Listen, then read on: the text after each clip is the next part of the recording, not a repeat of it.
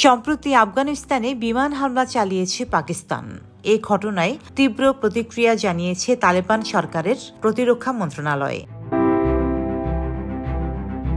তালেবান প্রতিরক্ষা মন্ত্রণালয়ের মুখপাত্র এনায়েতুল্লাহ খোয়ারজমি এক্স বার্তায় বলেন, এই হামলার উপযুক্ত জবাব দেওয়া হবে।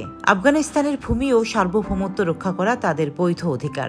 বেসামরিক মানুষের ওপর হামলা হয়েছে, যাদের বেশিরভাগ ওয়াজিরিস্তানি উদ্বাস্তু। তারাই বিমান হামলায় নিহত হয়েছেন।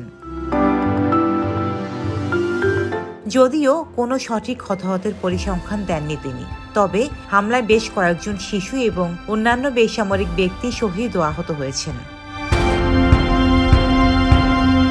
অপরদিকে পৃথক সূত্র বলছে, পাকিস্তানের হামলায় ধ্বংস হয়ে গেছে আফগানিস্তানের একটি নিভৃত গ্রাম। সেই গ্রামের নারী শিশু সহ অন্তত 15 জনের মরদেহ উদ্ধার করা হয়েছে। ধারণা করা হচ্ছে মৃতের সংখ্যা আরও বেশি।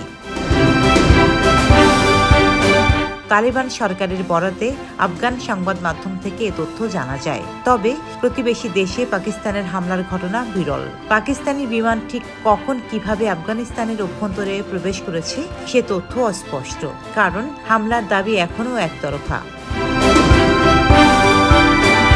অন্যদিকে পাকিস্তানি কর্মকর্তারা এখনও আনুষ্ঠানিকভাবে এই বিমান হামলার বিষয়টি নিশ্চিত না করলেও পারমাণবিক অস্ত্রধারী এই দেশটির সামরিক বাহিনীর ঘনিষ্ঠ নিরাপত্তা সূত্রগুলো ইঙ্গিত দিয়েছে, সীমান্তের কাছে তালেবানদের আস্তানাকে লক্ষ্য করে এই হামলা চালানো হয়েছে। সর্বশেষ খবর অনুযায়ী ধ্বংসস্তূপের নিচ থেকে মরদেহ উদ্ধারের কাজ চালাচ্ছে স্থানীয় প্রশাসন। তাদের সঙ্গে স্থানীয় সাধারণ মানুষ যোগ দিয়েছেন। তারা বলছেন, পাকিস্তান থেকে যুদ্ধ বিমান আসতে তারা দেখেছেন। কিছু বুঝে ওঠার আগেই বোমা ফেলা শুরু হয়। বিস্ফোরণে কেঁপে ওঠে শান্ত গ্রাম।